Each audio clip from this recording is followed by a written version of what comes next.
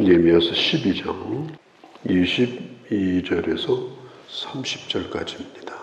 예전에는 주택이 많이 모자랐습니다.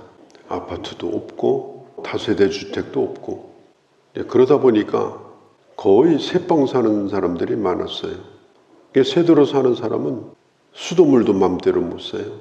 주인이 뭐라고 얘기하는가 하면 애가 많아서 맨날 기저귀 빨래한다고 이러고, 또 퇴근해서 늦게 들어오는 것도 참 눈치를 보이고, 그래서 이렇게 남의 집 사는 사람들은 소원이 뭐냐, 내 집에서 살면 참 좋겠다, 그런 생각을 누구든지 다 가졌습니다. 그렇게 하다가 내 집을 갖게 돼요. 그 기쁨이라고 하는 건 참 이루 말할 수가 없습니다. 그 자유로움이라고 하는 건 참 이루 말할 수가 없었어요. 지금 이스라엘 백성들이 그런 상황을 경험합니다. 유다가 망하고 이스라엘 백성들이 포로 잡혀갑니다. 남의 집살이를 합니다. 눈칫밥을 먹습니다.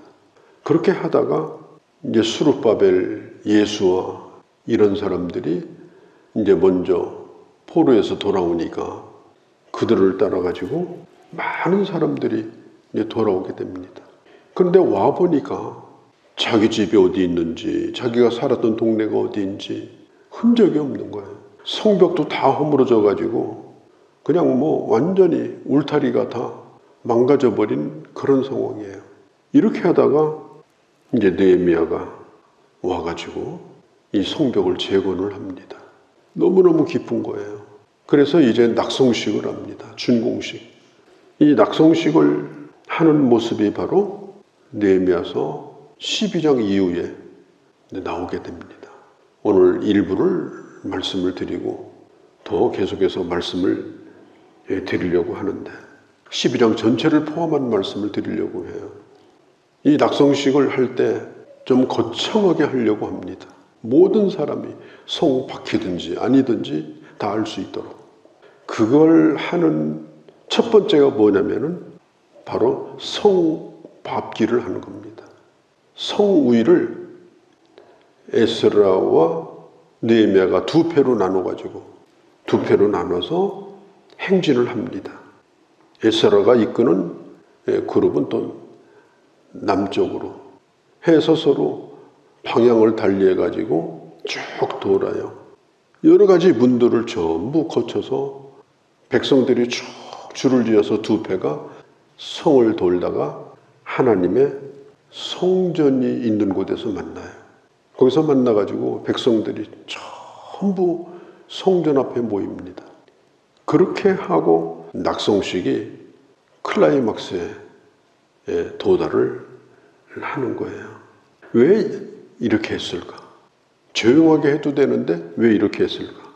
느헤미야가 돌아올 때부터 유심하게 쳐다보고 있는 사람들이 있었어요. 저 일이 되나 두고 보자. 성벽을 재건한다 할지라도 부실하게 만들어가지고 여우가 그 성벽에 올라가도 그 성벽이 허물어질 것이다. 그러면서 그렇게 조롱하고 방해하고 어떻게 하든지 그 성벽이 부실공사가 되도록, 아니 아예 시작도 못하도록 흙더미만 보고도 기가 질려가지고 주저앉도록 그렇게 하려고 했는데 정말 재건을 한 거예요. 그때의 느헤미야와 에스라가 생각한 게 뭐냐? 하나님이 이 일을 이루셨다. 하나님이 우리에게 이 성을 주셨다. 그걸 모든 사람에게 보여주고 싶었던 거예요. 구약시대는요, 어떤 토지를 땅에 밟는다고 하는 것은 그것은 그 사람의 것이라고 하는 것을 보여주는 상징적인 행위입니다. 창세기 13장에 보면 아브라함의 조카 롯이 소돔고모라로 먼저 들어갔잖아요. 좋은 땅 전부 차지하고. 그래서 아브라함은 어디로 가야 되나? 좋은 땅을 다 차지하니까 그러고 서 있는데 하나님께서 아브라함을 불러요. 그리고 아브라함에게 말합니다. 동서남북을 바라보라. 아브라함이 동서남북을 바라봅니다. 사방으로 한번 다녀보라. 그래서 사방으로 한번 다녀봅니다. 동쪽으로도 가보고 서쪽으로도 가보고 자기 있는 곳에서부터 몇 발자국씩 동서남북으로 땅을 밟습니다. 정과 행으로 다녀보라. 그리고 나서 주님이 말씀합니다. 네가 밟은 땅을 내가 너에게 주리라. 그 땅을 밟는다고 하는 것은 하나님이 이 땅을 내게 주셨다고 하는 걸 주장하는 것이고 많은 사람에게 보여주는 거예요. 그래서 느헤미야와 에스라가 백성들을 끌고 이 성벽을 돌면서 모든 성 밖에 있는 사람도 볼 수 있도록 이 모습을 보여준 것입니다. 12장에 이제 시작이 되면서 1절에 보면 스알디엘의 아들 스룹바벨과 및 예수아를 쫓아온 제사장과 르이 사람들은 이러하니라. 12장은 성벽 재건의 낙성식을 하면서 이것은 공사비가 얼마나 들었고 길이가 얼마고 이것은 얼마나 좋은 재료를 가지고 썼고 그런 건 한마디도 말하지 않았어요. 뭘 얘기를 하는가 하면 그 성벽을 재건하고 먼저 사람들을 소개를 합니다. 교회도 마찬가지입니다. 교회가 규모가 얼마나 크고 몇 평이고 몇 층이고 주차장은 얼마나 넓고 따지고 보면 그런 건 전부 컴퓨터로 치면 하드웨어예요. 중요한 것은 뭐냐면 소프트웨어입니다. 그 컴퓨터 안에 어떤 프로그램이 들어있느냐. 괴상한 프로그램이 들어있어가지고 그 컴퓨터가 오염됐다면 아무리 성능이 좋은 컴퓨터도 그건 오히려 더 나쁜 거예요. 교회도 마찬가지입니다. 그 교회에 지금 누가 있느냐. 그 교회의 영적인 지도자들이 지금 누구냐. 그 교회에 영향을 끼치는 사람들이 어느 그룹의 사람들이냐. 그게 중요한 거예요. 그게 그 교회를 결정하는 겁니다. 오늘 성경은 말합니다. 스룹바벨과 예수아를 따라서 느헤미야보다 먼저 바벨론에서 돌아온 사람들이에요. 그 사람들의 이름을 전부 거명을 합니다. 금으로 만든 수도꼭지인데 물이 안 나와요. 물 먹은 지가 한 일주일 돼요. 그런데도 금으로 만든 수도꼭지를 자랑할 겁니까? 교회가 제일 중요한 게 뭐예요? 물이 안 나오는데 어떻게 해요? 금칠한 거 자랑하고 다녀요. 가장 그게 어리석은 겁니다. 교회에서 가장 중요한 것은 뭐냐? 하나님의 은혜입니다. 하나님의 은혜가 끊이지 않고 하나님의 말씀이 끊임없이 원활하게 공급되고 그 말씀을 먹고 그 안에 있는 성도들이 영적으로 건강하고 그들이 건강한 생각을 가지고 그 교회를 섬기고 그렇게 하는 것이 바로 좋은 교회가 아니겠습니까? 그러나 사람을 세우고 하나님의 말씀을 세우는 일은 이게 돈 가지고 되는 일이 아닙니다. 그래서 오늘 느헤미야서 12장에 성전 낙성식에 제일 먼저 제사장과 레위 사람들을 소개하는데 이 사람들이 누구냐? 이 사람들의 명단을 소개할 때 이렇게 말해요. 바벨론에서부터 자기 직분을 지켰던 사람들, 포로 잡혀가서도 자기가 누구인가를 잊지 않고 살았던 사람들, 성전 대신에 회당을 세워가지고 모임만 그냥 가졌습니다. 그렇다 할지라도 자기가 제사장인 것을 잊지 않고 자기 직분을 지키려고 했던 사람들이 있었습니다. 그들이 돌아온 거예요. 그들이 돌아와서 유대의 그 신앙을 그들이 지키려고 한 것입니다. 스룹바벨과 예수아를 따라서 온 제사장의 1절에서 7절까지 22명이 나옵니다. 첫 번째 제사장이 된 자가 누구냐? 예수아입니다. 스룹바벨과 함께 그때 돌아왔던 제사장이 바로 아론의 혈통을 이은 제사장입니다. 그가 바로 예수아입니다. 오늘 그들이 낙성식에 참여를 하는 거예요. 이제 성전 낙성식을 하는데 그들이 이 일에 참여하고 있다 하는 걸 강조하고 그 다음에 노래하는 사람들이 각처에서 모여가지고 이제 찬양을 하기 시작합니다. 노래하는 사람들, 반주하는 사람들 무슨 노래를 불렀을까요? 감사의 노래. 주님을 찬양하는 건 감사의 열매입니다. 감사의 제사입니다. 히브리서에 보면은 찬양은 입술의 열매라고 했습니다.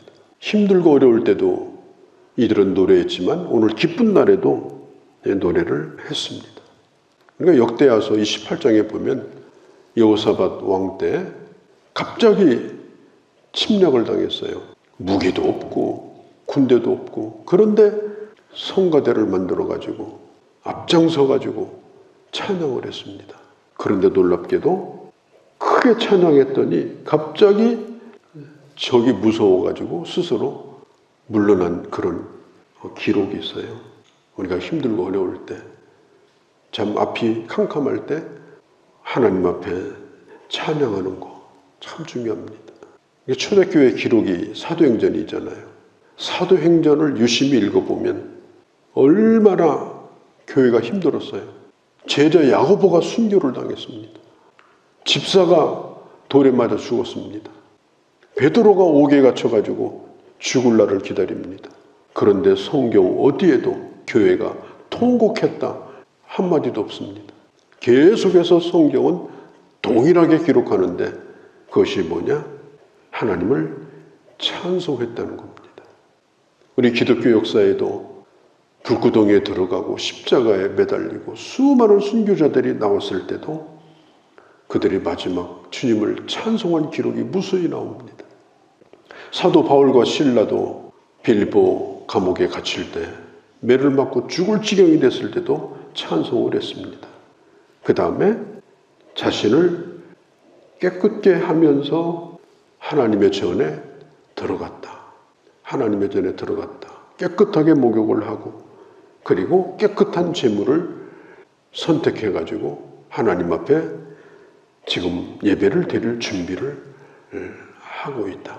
예루살렘 성벽 재건, 이 놀라운 일을 이뤘던 이스라엘 백성들이 어떻게 그 일을 축하하고 하나님 앞에 영광을 돌렸는가 하는 걸 오늘 보았습니다.